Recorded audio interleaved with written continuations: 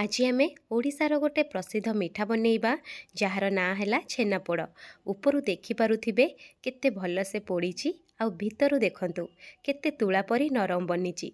छोट छोट tips share करी जहाँ फल आपणकर छेनापोड़ पूरा बजार परी परफेक्ट बनिबो, ताठारु भी अधिक स्वादिष्ट रहिबो। आपण कमेंट करी जणैबे छेनापोड़ कौ जिल्ला रे प्रसिद्ध। चलंतु बनैबा स्टार्ट करिबा। नमस्कार, प्रतिदिन रोषेई को आपण मानकु अनेक अनेक स्वागत। आपण मानकु अनुरोध रहिला जदि चैनल रे नुआ अछंती किंबा चैनल को सब्सक्राइब करनांती प्लीज गोटे सब्सक्राइब करनेबे। छेनापोड़ बनाया पई प्रथमे गोटे कड़ाई बसैची, फ्लेम को मीडियम रखीची। मीडियम फ्लेम रे मुठी 2 लिटर क्षीर नहींची। आपण जदि चाहिए गाय क्षीर मध्य व्यवहार करि परिबे। मुठी पॉकेट क्षीर नहींची। फ्लेम को मीडियम रखिबा। मीडियम फ्लेम रे प्रथमे एमती गोळई गोळई की क्षीर को फुटिया पई देबे। एठी सर पकेइबेनी। देखि पारुथिबे जेतले क्षीर रे एमती गोटे फुटा आसीबो ना, आपण कोन करिवे भल से टिके गोळई नेबे। पाखापाखी मते 15 मिनिट लागिथिला क्षीर फुटिया पई। एबे आमे खड़िका साहाय्य टिके ऊपर तळ करी मिसेई नबा। क्षीर छिंडेया पई मुठी विनेगार यूज करिची। आपण चाहिले लेंबुर रस नै परिबे। मुठी 5 चमच विनेगार रे आधा कप पानी देकी मिसेई नैची।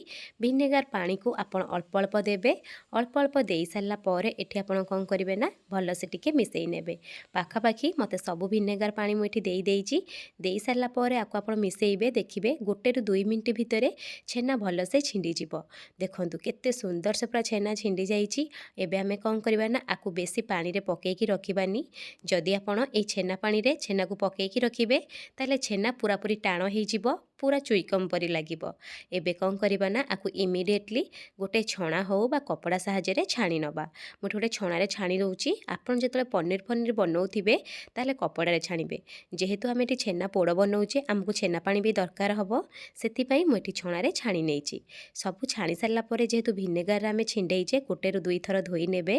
धोई नै सारला परे चलंतु एबे आमे कोन करिया ना सबु छेना को मापिकरी गोटे बाउल रे देई दबा। छेना मापिया पई घरे थिबा काच बाउल मु एठी व्यवहार करिची। आपण चाहिले घरे थिबा जेकोनोसी गिना एठी व्यवहार करि परिबे। एठी मते पाखापाखी 4 गिना छेना हला। मुठी 4 गिना छेना रे 1.5 कप चीनी दउची, किंतु एक्चुअली 2 कप चीनी दबा कथा। मते टिके मिठा कम पसंद, सेति पई मुठी 1.5 कप चीनी देइची। ता सहित छेना पोड़र गोटे भल बास्ना आसिया पई गोटे चामच गुजराती रो छेचा दे दउची। ता सहित मु एठी कोन करबी ना 4 चामच सुजी व्यवहार करिबी। जेहेतु मु एठी 4 कप छेना नेइची सेति पई 4 चामच सुजी देई दबा। सुजीर परिमाण अधिका करिवेनी। जदि अधिका करि नेबे ताहले छेना पोड़टा हमर पूरा टाण बनिबो। ता सहित एठी आमे कोन करे ना गोटे चामच गुआ घियो दबा। गुआ घियो देबे, देखिबे छेना पोड़र बास्ना भल आसीबो। एबे आमे कोन करिवा ना चीनी छेना ता सहित सुजी को भल से टिके एमते हाथ रे चकड़ी नेबे। जेहेतु छेनाटा हमर पूरा मुंडा मुंडा ही रहिताए, सेति पई प्रथमे कोन करे ना भल से टिके चकड़ी नेबे। देखि पारुथिबे मुठी भल से चकड़ी नेइची। एबे आमे कोन करिवा ना जो छेना पानी आमे रखिथिले छेना छिंडेई सारला परे सेई पानी रो पाखापाखी आधा कप रु जस्ट टिके मुठी अधिका व्यवहार करिची।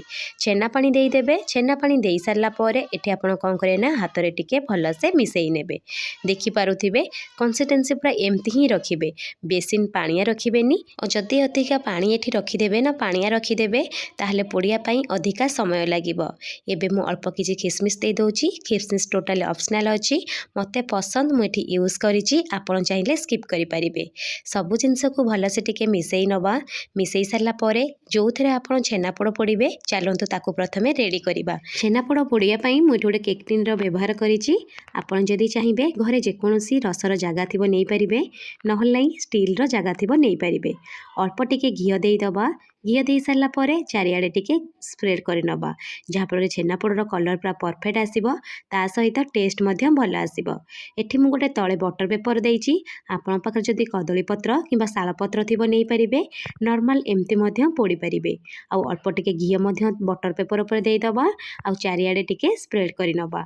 आपन को जदि छेनापोड़र रेसिपी पसंद आसुथिबो निश्चय फैमिली और फ्रेंड मानक सहित शेयर करिवे। देखि पारुथिबे मु एठी घियो देई सारला परे आकु चारियाडे टिके स्प्रेड करि नेइची। एबे आमे कोन करिवा ना जो छेना चीनी सुजी को चकटी की रखिथिले प्रथमे सबु को देई दबा।